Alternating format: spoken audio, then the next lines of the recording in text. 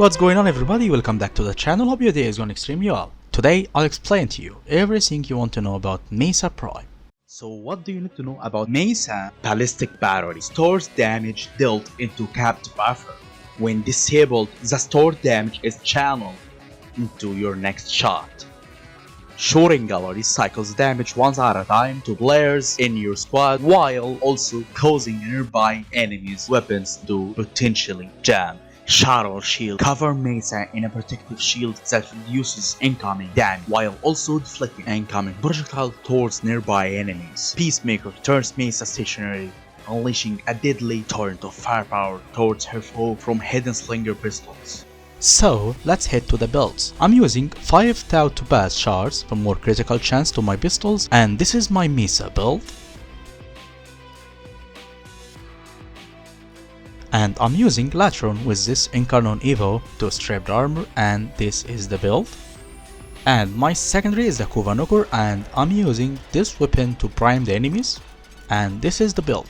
I'm using secondary fortifier because it will be a great addition for more survivability. And the melee, you can use any melee cause our damage source here will be the Regulators anyway. So let me know in the comments what you will choose for the melee. But before we head to the Regulators build, you have to use melee crescendo with the melee you will choose cause it will make your pistols able to hit crazy damage every time you switch to your Regulators. So let's head to our main damage source build, which is the Regulators Prime.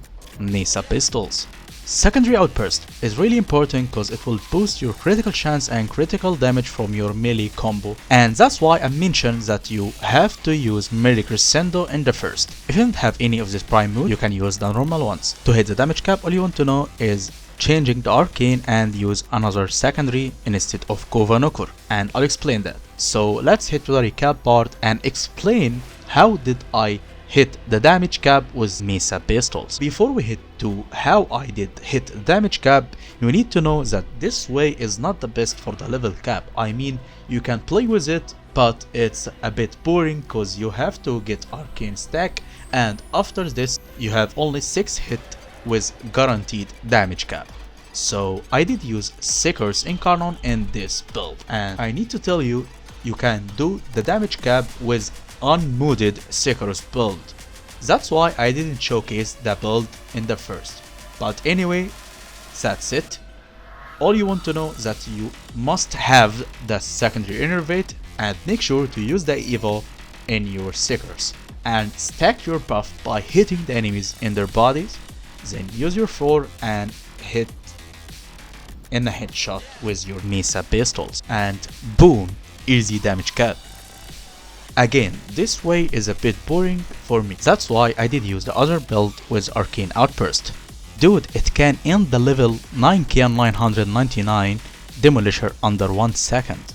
Lol, that's why we didn't need a damage cap anyway. All you need to do is just strip your armor with your Latron and use your Nourish and hit your 4. And this some notes will help you to hit the best damage. First, it's better to prime the enemies with your Kuvanukur to slow down the enemies before using your 4. Don't forget to stack your Topaz shards, and don't forget to stack your Melee Crescendo to feed your secondary outburst. So what is about the survivability? In my setup I did use Prime and Sure-Footed because it grants me complete immunity to knockdown and staggers. Pre-Frostbite and Ogre modes provides extra shields while I'm using my skills, and Rolling Guard provides me a 3 seconds of invulnerability, and secondary fortifier which it gives me overguard, and in the last Veteran School for more invulnerability. And that's it for me. Hope you liked the video or learned something new. Don't forget to like and subscribe. Have fun guys. Goodbye.